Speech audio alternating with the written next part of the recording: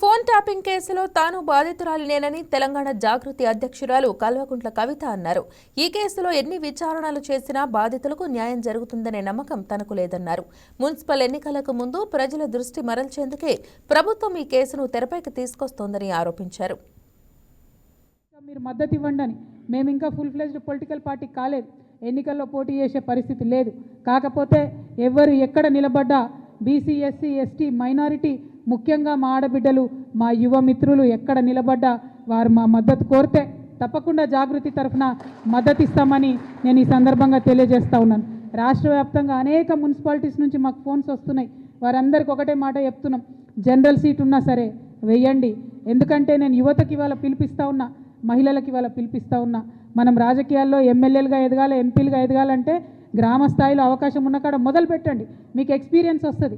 గెలుపు ఓటమి ఇంపార్టెంట్ కాదు, ఎలక్షన్ ప్రాసెస్ ఎట్లా ఉంటుంది, ఎలక్షనీరింగ్ ఎట్లా ఉంటుంది, ప్రజల దగ్గరికి పోయి ఓటు అడిగేటటువంటి విధానం ఎట్లా ఉంటుంది, ఇది మీకు ఒక ట్రైనింగ్ గ్రౌండ్గా, ఒక ప్రిపరేటరీ గ్రౌండ్గా పనికొస్తుంది. కాబట్టి మున్సిపల్ ఎన్నికలు సంపూర్ణంగా మీరు వాడుకోవాలని చెప్పి తెలంగాణ యువతకు, తెలంగాణ మహిళలకు, తెలంగాణ బీసీ బిడ్డలకు నేను పిలుపునిస్తూ ఉన్నాను.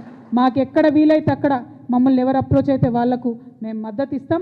అవసరమైన చోట మా కార్యకర్తలు పోతారు, నేను పోతాం, అందరం పోయి ప్రచారం కూడా చేసి మరి యువ మిత్రులను, కరప్షన్ లేనటువంటి వాళ్ళను, కొత్తగా రాజకీయాల్లోకి రావాలనుకునే వాళ్ళను తప్పకుండా ఆహ్వానిస్తామని కూడా ఈ సందర్భంగా నేను తెలియజేస్తూ ఉన్నాను. అదే కాకుండా మీ అందరికీ తెలుసు, మరి ఇందాక నేను చెప్పినట్టు ఏదైతే బీసీల విషయంలో బీఆర్ఎస్ కాంగ్రెస్ కలిసి మభ్యపెడతా ఉన్నారో, నిన్న మొన్న నవ్వొచ్చింది నాకు. కేటీఆర్ గారు పోయి సికింద్రాబాద్ జిల్లా చేయాలని ఉద్యమం చేస్తున్నారు. 10 ఏళ్లలో సికింద్రాబాద్ జిల్లా చేయమని అడిగినటువంటి వాళ్ళందరినీ కూడా అణచివేసి జైళ్లలో వేసి విస్మరించి ఇవాళ మళ్ళా కొత్తగా పోయి సికింద్రాబాద్ జిల్లా చేయాలని కేటీఆర్ గారు మాట్లాడుతూ ఉన్నారు. నేను ఒకటే చెప్తా ఉన్నాను, రేవంత్ రెడ్డి గారు జిల్లాలు పునర్వ్యవస్థీకరణ చేస్తామని చెప్పి మాట్లాడుతున్నారు.